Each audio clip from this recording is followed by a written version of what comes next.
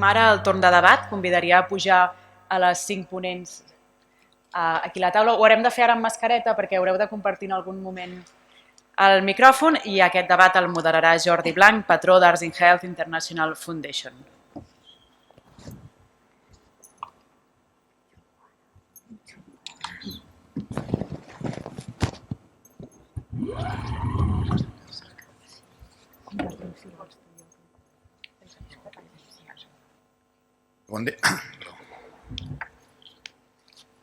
Bon dia a tothom. Molt interessant les presentacions i hem disposat molt de temps per poder exposar-les. Ara es tractaria de fer una mica de debat, anem una mica justos de temps. Miraríem de fer un parell de preguntes que puguem discutir aquí a la taula i, si pogués, també una petita pregunta de l'auditori perquè realment dona molt a poder parlar i discutir, però malauradament ens hem allargat una mica amb les presentacions i miraríem a veure si podem anar ajustant el temps. Molt breument, una mica per situar l'escenari, tenim aquesta situació que hem estat explicant des de diferents perspectives, el patiment de la població a l'entorn de la pandèmia per la Covid, experiències també com la creativitat, com l'art pot ajudar a millorar l'estat emocional i també a recuperació de persones amb diagnosi de malaltia mental. Jo una mica us volia llançar aquesta pregunta, és a dir, tenim molt clar, hi ha patiment, sobretot de la població general, no només les persones amb diagnosi de malaltia mental, sinó també de la població general. Tenim una sèrie d'experiències que han demostrat que són útils i que van bé per millorar aquest patiment, inclús experiències molt concretes per a un diagnòstic molt concret d'una patologia complexa com el trastorn per estrès posttraumàtic. Si hi ha tanta evidència, experiència, quines creieu que poden ser les limitacions de que això no acabi sent realment una aposta de futur per millorar l'atenció als problemes de salut mental de la població general i també concretament de les persones amb diagnòstic de malaltia mental? On creieu que poden haver-hi les dificultats perquè això no acabi post-Covid i ja com una aposta de futur, un repte de futur, acabi realment consolidant-se com una aposta per, des d'altres àmbits que no són la salut, com pot ser la cultura, ajudin a millorar els problemes de salut mental? On creieu que podem treballar perquè es puguin trencar aquestes limitacions o possibles barreres que existeixen? Perquè realment experiències, no ho he explicat algunes, però nosaltres coneixem moltes i també el Jordi ha explicat experiències que es van donar, també es van premiar, perquè això no acaba de quallar i no acabem potser de trobar-li la implementació de tot això. Podeu intervenir, no sé, si... Anna, que et veig motivada. Sí, és que tinc ganes d'intervenir. Jo crec que la clau és l'avaluació, no? L'avaluació de qualsevol programa que estiguem fent a nivell... A nivell d'efectivitat i a nivell també... És a dir, a nivell d'investigació qualitativa, saber que ho heu apuntat, i també de cost-efectivitat, és a dir, hem de fer una avaluació econòmica d'aquestes intervencions a veure si són cost-útils, milloren la qualitat de vida i són cost-efectives pel sistema sanitari i treballar d'una forma intersectorial, perquè estem acostumats a treballar amb sectors, sector salut, sector cultura, sector justícia, i així no podem anar bé. Hem de treballar de forma intersectorial, d'una forma que col·laborativament podem planificar intervencions d'aquesta magnitud que jo crec que la població tant psicològica, psiquiàtrica o la població general ho agrairà moltíssim. Aquesta és la meva opinió. Anna. Jo sumaria, potser afegiria, lligat amb el que diu l'Anna, que probablement més enllà de l'avaluació, que sí que té molt d'importància, per després també poder demostrar els resultats, també afegiria que hi ha un tema crec que ens acompanya, un tema de comprensió, que això és una cosa que requereix un recorregut d'anar fent, una comprensió, una mirada més integral del que és la salut. I aquí és una mica aquesta mirada de la part d'una mirada, el que són, sabem, la mirada més comunitària, més oberta, més enllà del clínic, tots els determinants socials que afecten, que són determinants socials de la salut, tenen un paper molt important. Llavors, aquesta part també de la salut, quan una persona està recolzada, més enllà d'una mirada clínica, en altres espais o àrees des de les arts, empoderes i aportes una millora que és aquesta mirada transversal, integral de la salut i també transversal des dels diferents programes i departaments també d'atenció a nivell de societat. Mercè, aprova't una mica, sí. No, aprova't. Jo volia afegir que una part molt important és l'educació emocional a les escoles. Ens haurien d'ensenyar més formes d'expressar-nos, perquè si no a vegades, sobretot a les escoles avui en dia, hi ha molts problemes de bullying, de neurèxia, de bulímia, que també són relacionats amb els problemes de salut mental i moltes vegades venen per aquest deteriorament de la falta de comunicació. I l'art és una forma de comunicar-nos. I bàsicament jo fomentaria una mica aquest aspecte, la creativitat i l'art com un valor més de la persona. No has de ser milionari perquè facis un quadre, sinó que t'has de sentir realitzat amb tu mateix. I dona aquesta sensació de que a vegades ens falta aquest medi de comunicació que se'ns expliqui i que se'ns potenciï, la forma d'expressió. Perquè creieu, per exemple, que a nivell més del col·lectiu mèdic, en general, potser hi ha certes reticències d'acceptar àmbits culturals com a eines terapèutiques? És veritat que la part de l'avaluació i de mostrar evidència és clau. Segurament des de l'àmbit més científic, tot allò que no ha demostrat una evidència potser no es té tant en compte o costa més que es pugui acabar implantant. Però a banda d'això, de poder demostrar o no una evidència o hi hagi una avaluació, creieu que des de la vessant més mèdica, científica o dels professionals de la salut costa també que es pugui incorporar eines que venen de les arts com a eines terapèutiques? I aquí no només a nivell de la salut mental, estem parlant de la música o del cant per millorar aspectes de dificultats foniàtriques en persones, per exemple, que han fet una cirurgia de laringe, per exemple, o altres àmbits de la cultura que poden tenir una utilitat terapèutica, no només en salut mental, insisteixo, també en altres àmbits de la medicina. Creieu que hi ha reticències des de banda mèdica, científica o... Quan torna, així avancem en temps. Jo crec que més que reticències és el desconeixement. Aquí les companyes parlaven molt bé del tema de segmentació, de falta de connectivitat o d'integració. Jo afegiria el tema de la difusió. Vivim en un món, com diem, amb molta comunicació, però amb una informació molt esbiaixada. Crec que una part rellevant del que s'està fent i de com canviar paradigmes té a veure amb el focus que col·loquem.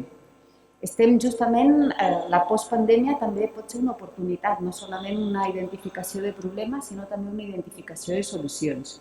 I crec que els paradigmes d'Arts in Health, justament, per el que ja també hem comentat en les experiències i la iniciativa del grup de Sant Joan de Déu, en el qual tecnologies, poder arribar a més persones, integrar coneixements, experiències, sensibilitats, ha de ser l'oportunitat. Però sobretot el que més necessitem és bons canals d'informació i de compartir. I crec que és una de les barreres que tenim. És tanta la saturació d'informació que al final no podem distingir lo rellevant de lo no rellevant o de lo d'urgent i important. Jo apostaria per la idea d'una estratègia tant a nivell de la gestió general com de los grups a poder potenciar els aspectes d'interacció, comunicació i d'aunar per a crear paradigmes més salutògens i més integradors. Sí, Cristina, perdona. Bueno, no, la línia també amb això, i que m'he dit abans la Mercè, i que tu t'ho has mencionat, el pes també, diguéssim, també de la promoció i prevenció, o sigui, no només l'àmbit de la intervenció la terapèutica, sinó també la prevenció i prevenció, que també ho has mencionat, Cristina, amb el vostre projecte i que tothom també estaríem d'acord. Aquí potser es formularia la pregunta al revés, i ara contesto. Potser aquí també l'art no té potser l'autoconsideració que pot ser útil amb aquesta feina de prevenció i promoció. És a dir, la cultura potser una eina més d'esbarjo, però no es veu capaç potser o no es considera prou potent per poder tenir una feina també de promoció i prevenció. Ara aquí hi ha potser la limitació més de l'àmbit ja propi dels agents culturals, que potser valoren el seu entorn més de l'àmbit de l'esbarjo o de l'oci que no tant de l'efecte en salut que pot tenir en quant a prevenció i promoció. Perdona, Cristina. Sí. Bueno, jo penso que també cada vegada l'àmbit de les entitats que es dediquen a l'art, a la cultura en general, estan més sensibilitzades pel component que hi ha i per què pot aportar en l'àmbit de la promoció i la prevenció en l'entorn salut, vull dir, salut en general i salut mental. Jo crec que l'èxit més important és que la iniciativa no pot ser sol d'un àmbit, sinó que ha de ser una iniciativa col·laborativa. Jo crec que aquí el que m'ha explicat és la mostra d'això, de dir entitats que es dediquen a l'art, amb entitats en l'entorn sanitari i amb les entitats associatives, desenvolupar projectes que per suposat després s'han d'avaluar i s'han de publicar, però que ajudin també a portar exemples de bona pràctica a les administracions perquè també els diferents departaments vagin promovent el que la cultura en general també té un paper molt rellevant en la promoció i la prevenció de la salut mental. I també a mi m'agradaria lligar un tema i és que s'utilitza l'art amb l'atenció en l'àmbit de la salut mental ja fa molts anys que hi ha molta experiència, sobretot, per exemple, quan parlem dels serveis de rehabilitació comunitària, que han integrat art-teràpia, musicoteràpia i tal. El que passa que no se li ha donat suficient credibilitat perquè no hi ha hagut una avaluació rigorosa de l'impacte. Que ara, per exemple, s'assumin entitats que tenen la Fundació Jordi Gol, l'Institut Català de la Salut, l'Hospital de Vall d'Hebron, que tenen altres entitats, com pugui ser Sant Joan de Déu, a posar evidència i rigor i demostrar allò que ja fa anys que també pot ajudar a que puguem avançar més en aquest àmbit, però pensem que això no ve d'ara, que ja fa molts anys que amb l'entorn comunitari, de serveis de rehabilitació comunitària, dels clubs socials, aquest tema ja s'està impulsant. Lo que mencionàvem de l'informe de l'any passat de l'Organització Mundial de la Salut, on validava i havia realment fet una cerca importantíssima de tota l'evidència científica, i l'Organització Mundial de la Salut és l'organització supra, vol dir que nos inclou a tots, tant una medicina general com una medicina en salut mental, que realment pugui donar, entre cometes, tot l'aval, tota la garantia i autorització perquè aquestes iniciatives s'incloguin dintre de les línies de treball de salut. Hi ha potser una altra cosa, també en mateixa línia que us plantejo. La Mercè ha esmentat el tema d'importància de l'educació, en educar en l'expressió emocional, l'expressió creativa. Hem comentat la importància també dels àmbits socials, les arts, etc. Coses que són de diferents departaments i que molts països ho tenen separat en quant a organització administrativa. Creieu que també podem esperar que hi hagi un moviment en aquest sentit? És a dir, que el govern s'estableixi, ara s'ha creat el Pacte Nacional per la Salut Mental, i que diguéssim, des de presidència, igual que existia el Pla Integral de Salut Mental i Addiccions, doncs també des de la integració de diferents departaments, en aquest cas, sobretot des del Departament de Cultura, es pugui també ajudar. O tu, Cristina, que potser ja tens més experiència de tals anys que has portat com a director, el pla director, pot ser difícil també d'integrar interdepartamentament, perquè ho he esmentat, la transversalitat, la importància de treballar, de compartir, de diferents àmbits professionals. Com ho veus més a nivell més d'administració? Pot haver certes dificultats aquí, i això que l'OMS ho estableix, per tant, com a ens suprem, d'alguna manera, ho proposa, però a l'hora de concretar-ho tenim una limitació també a l'àmbit més de la gestió política o administrativa. Sí, realment és així. Jo crec que ara podrem i tindrem l'oportunitat, fins i tot amb aquesta referència a l'Organització Mundial de la Salut, d'avançar en aquest tema. I a més és que tot l'àmbit de l'educació, o sigui, l'educació és un concepte molt ampli, i per tant tot el tema d'art i cultura també s'hauria d'estar inclòs. Hi ha moltes experiències que s'estan fent de cultura i en l'entorn educatiu, i aquí hauríem de sumar molt tot l'àmbit salut. també dir-vos que hi ha moltes administracions. La resposta que estem trobant de les administracions locals és molt bona. No sé, almenys l'Anna explicava la part de l'Ajuntament d'Hospitalet. Nosaltres amb l'Ajuntament de Sant Boi també estem tenint molt bona resposta. Però sí que és veritat que això no haurien de ser experiències puntuals en territoris, sinó que s'haurien d'incloure en aquest Pacte Nacional de Salut Mental. Hola, sí, jo afegiria aquesta part. Nosaltres, clar, jo a nivell més ampli no podria parlar, però sí que a nivell de territori més pròxim, que també és una mica per on podem moure'ns, els tècnics, els professionals que estem treballant amb atenció directa, doncs com aconseguir aquestes aliances, aquestes proximitats en l'àmbit que ens pertoca.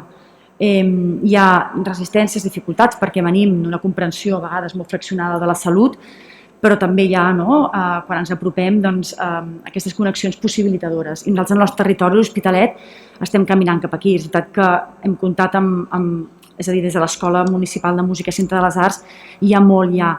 A nivell d'educació, tota aquesta, arribar a democratitzar la música, les arts, als centres educatius.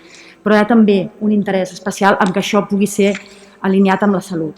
I llavors treballem conjuntament i estem a l'Ajuntament, mirant que hi hagi aquesta rebuda més transversal des de les diferents àrees, tant de benestar com de cultura, com de salut, i en aquestes estem, anant movent una mica des del nostre territori més pròxim en aquesta línia.